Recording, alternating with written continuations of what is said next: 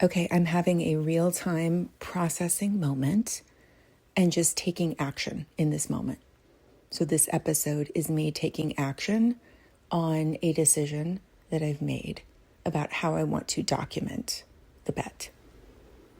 And I think I could feel this kind of swirling around in me for the last couple weeks because I've noticed that I have to put some kind of effort into thinking about what do I want to share this week and trying to make some cohesive episode to come in and talk about. And I knew that was happening because I started having all those thoughts about why do I have to even do this every week? And why don't I just do a monthly recap? And then yesterday I realized, and I should have documented this yesterday, but I didn't because I literally only had like 2 or 3 minutes. But I'm holding myself accountable to do it this morning. Yesterday I realized how the word that's coming to mind is insidious. That's a little bit dramatic for what I'm feeling, but how ridiculous it is that you can tell I'm doing this in real time because Lala is snortling and coughing around in the background. Anytime I start talking, I feel like she thinks I'm talking to her and this is her way of contributing to the conversation. Anyway, just going to roll with that. It's ridiculous to me, and it's not. It's again, when I can point down to what the biology says about something, it should never feel ridiculous. But it's interesting in the arc of recording this past year, because I've had a business longer than the year, but this is the year I'm really taking it to another level and just documenting, like, what if I put all of my energy into building the container to hold the kind of woman who wants to make the kind of impact I'm here to make. And so in that framework of building that kind of container, it seems ridiculous to me all of a sudden to limit myself to making some kind of conventional podcast every week. First of all, it's not even a podcast that is meant to be a podcast, right? This is literally my documentation. So why in the hell am I trying to hold myself to weekly episodes or making it some kind of weekly structure? Now, when I realized that, I was like, of course that's what I did. Of course that's what I did. This is exactly how the brain works. Let me break down the biology with you here. When it was new and novel, when I was just launching into this and it became a new project, I had the idea and I was moving from idea into execution phase. My brain really only had the framework of what it was already familiar with. Okay, so every other podcast I've ever listened to, by and large, is a weekly cadence, a very predictable weekly schedule that the podcast comes out. So I just didn't even have the question of, should I do this weekly or should I not do this weekly? It was like, that's what podcasts are, so that's what we do. I also spent way more time trying to construct each episode. It's funny, I'm not going to do this because I really am on a forward-facing path, but at some point I will go through and analyze all the episodes, but I am sure if I went back and listened at the beginning, I could hear how scripted they sound because I would have these very extensive set of notes that I wanted to cover. And I was very particular about how I sounded about this point, rather than just letting my own thoughts fly, which is what this is all about. It's like, well, somebody might think I think this, so I better give this some context, or I want to do both angles here. I remember having those kinds of thoughts earlier. Now, I'm just like, how much time did I waste analyzing things that didn't actually matter? And also, I see the biology, the perfect biology of that. Of course I did that because that is the process of building something. And you only get to this point that I'm having right now of realizing I don't have to do it that way. In fact, it will be even better if I do it this other way. Okay, so that's the evolution of how things work. When you start putting in the reps, what are we, 30-something reps of weekly consistent development, and where I start feeling like this is a constraint to me rather than a useful tool, a vehicle that I intended it to be, where I knew I had taken quitting off the table, right? Because that was one of my rules at the beginning. The only thing off the table is quitting. I cannot quit. So I knew I was either going to have to keep forcing myself to show up here every week like this, or rethink the rules. And so then I realized I am designed to be without going into the whole mechanics of human design and energy and how different people have different kind of circuits within them. I think we all kind of naturally know how we're wired innately, but sometimes it helps to have an external tool validate that for us. Without going into all of that on me, I know I'm a very now in the moment kind of creature. When I have a download, I need to capture it now.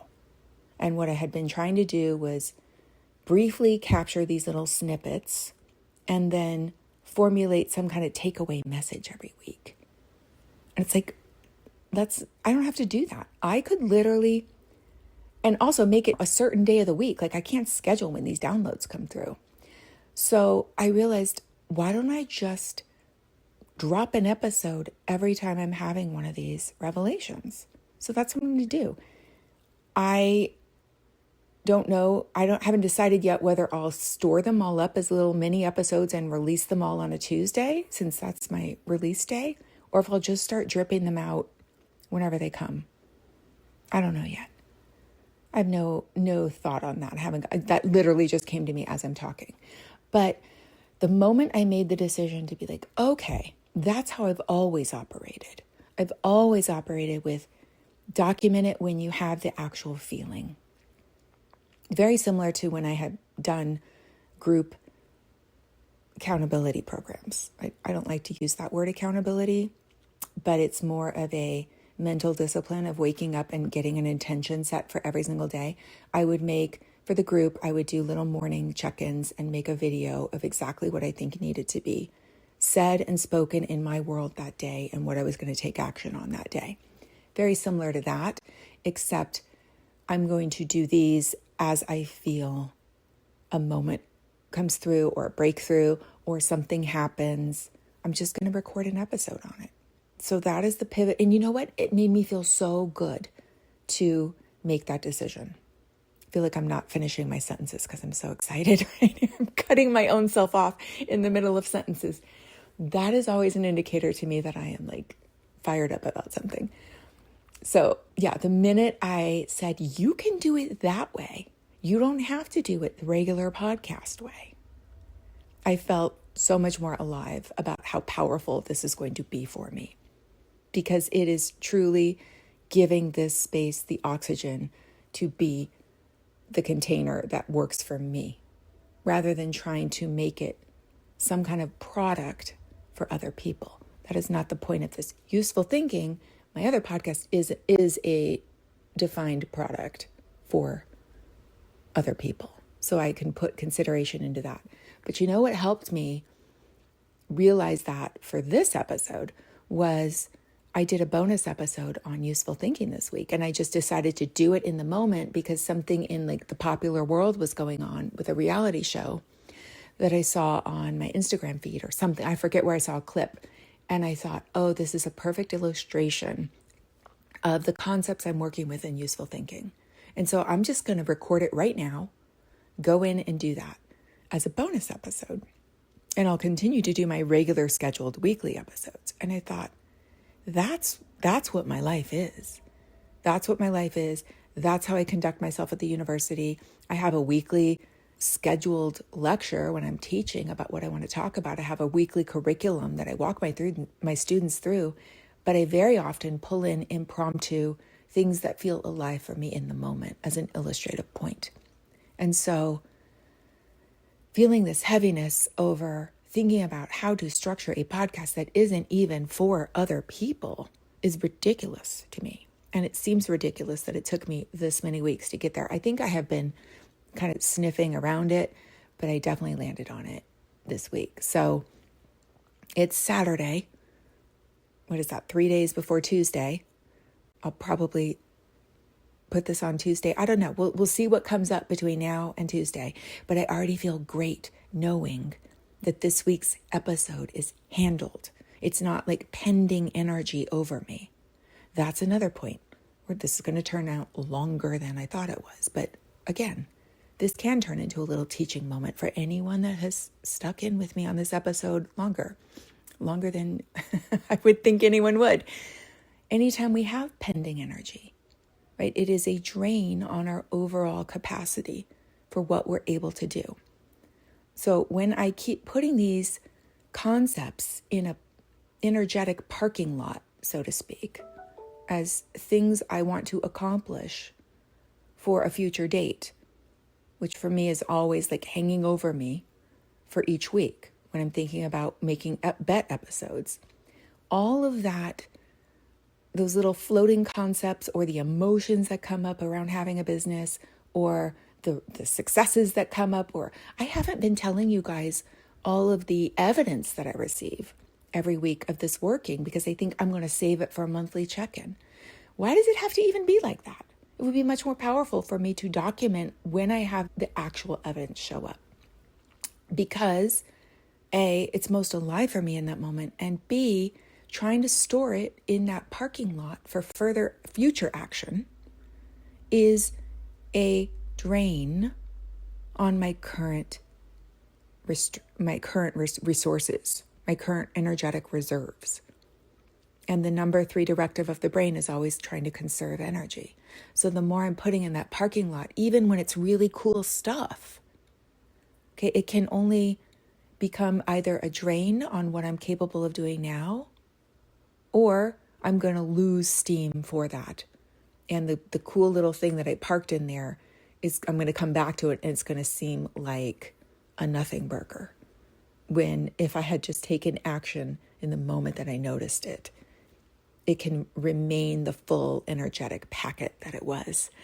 I am literally hearing these words coming out of my mouth and thinking, does anybody relate to that? So I hope that's helpful, but it's most helpful for me. And that's what this is all about. I'm having like breakthrough after breakthrough in this moment. I'm so grateful for these breakthroughs.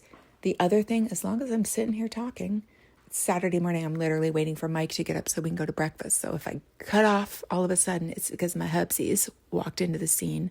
And I don't like recording these things in front of him. What was I going to say? Breakthrough after breakthrough. Oh man, it was so good. Okay, I'm going to rewind this and see if it jogs my memory. Otherwise, I'll be back later when I remember. I remember what I was going to say. I was saying I'm having breakthrough after breakthrough and how grateful I am for these breakthroughs, which reminded me something that I've been doing in my morning meditation is saying, let everything, I'm trying to shift the feeling. Let's see if I can explain the whole scope of this without mapping it out in my head first. Sometimes I feel a lot of pressure to own things because we think of them as ours and something that we are fully responsible for delivering to the world and or taking responsibility for in our world. Let me explain.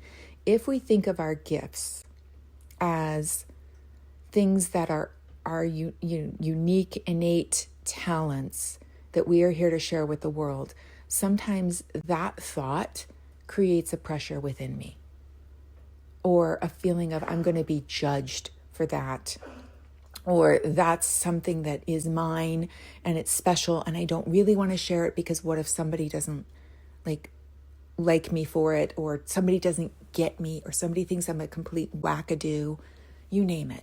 Like the more visible I become and the more talks I'm doing with different types of audiences rather than my normal standard talks that I've been giving, the more I have to practice being truly visible with who I am.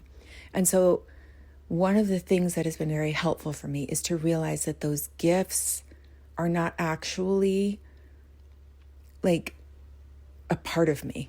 I mean, they are, but I like to think of them as everything I receive is literally by plugging into the universal consciousness.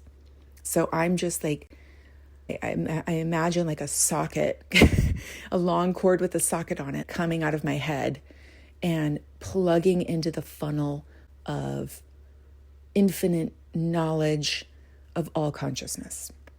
And that I am delivered downloads for what it is that I need to share with the world. And I know that makes me sound completely crazy, but very few people are even listening to this. So I'm fine with that. The reason who knows if this is true or if it's not true, right? If you listen to Useful Thinking, you know that whole distinction. But it helps me realize that if I say something wrong, or if I get interpreted wrong, like it was just something coming through me, literally. It isn't me that I am speaking out into the world. It is just a gift of consciousness that for whatever reason my energy matched with, and so it flowed through me, and I'm sharing it.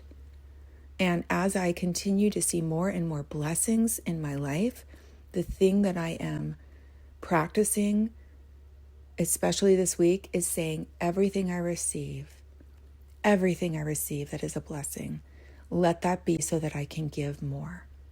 And how can I give more with all that I receive? It's so motivating to me lately. Is how can I give more? How can I receive everything? It's not, instead of just asking for blessings or asking for the things I'm trying to manifest, it's give me the things that I can share with others. And that has just unlocked a new level of willingness to be seen in front of other people. So I don't know if that's helpful for anyone, but it has been very, very helpful for me. I could probably go into really studying the neuroscience behind that and sharing that, but this is not the podcast for that. This is the podcast to share what it is I'm doing each and every week and or day, because we're not going to hold ourselves to a fucking weekly schedule anymore. What I'm doing to move myself forward. And, it's only, of course, natural. The more momentum I'm getting, I shouldn't be constrained to a weekly vehicle. I could have something that I want to share every single day. And I don't want to artificially create a rule system around it based on what already seemed familiar to me. That's the way other people are doing it.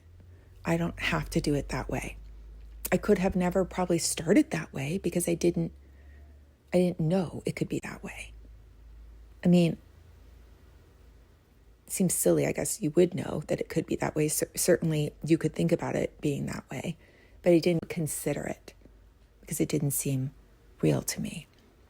So this is me working through the mental blocks, working through the messages, just finding a way to increase my own sense of energetic certainty and expansion. And now I feel even more motivated than ever to share what it is I've been given and to find a way to conceptualize it so that it is useful for other people as well. Okay, that ended up being, we're at over 18 minutes, which I thought was going to be a 5-minute impromptu. See, this is much better than trying to sit down and do an episode where I'm scrapping together everything I ever thought for the week. How limiting was that for me? Okay, we're not going to focus on that because we're moving forward. And you know what? When this becomes limited, I will evolve from that as well. That is so freeing to think that way. We are constantly evolving. We are humans. We are made to evolve. To ask us to stay in, safety, right? We always do need to feel safe, but the brain needs to see progress and evolution. So we use our nervous system to feel safe, and we use our beautiful prefrontal cortex to evolve. That is the part of us that made us human. Okay, if you stayed with me for this episode, you are my people for sure. And I'm sending you a big dose of love and energy and potential and power. And Lala is too. She's just made those little snortles for you. Okay, love you all and go bet on yourself.